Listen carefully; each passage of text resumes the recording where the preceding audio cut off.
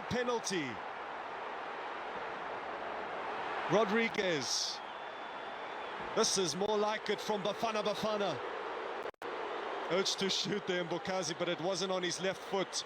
It is on the right foot of Tembazwane, and now perhaps evidence Makgopa is not in the box. Mbokazi as a midfielder. He's going to have a goal! Mbokazi scores a blinder! Welcome back home! Welcome back with a banger! Cape Town erupts!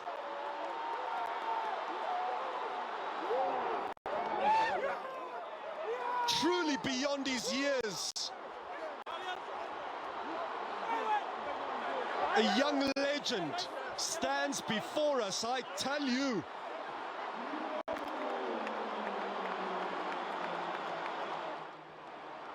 He has scored a cracker before for Orlando Pirates. That one was a little bit further back. But this one, Mbekezeli Mbokazi stayed there, knew the ball would be recycled, shifted it, and decided, have some of that. Mshishi to Mbokazi. 1-1. Just like it was in Durban, and you are not stopping that. That is Chicago fire.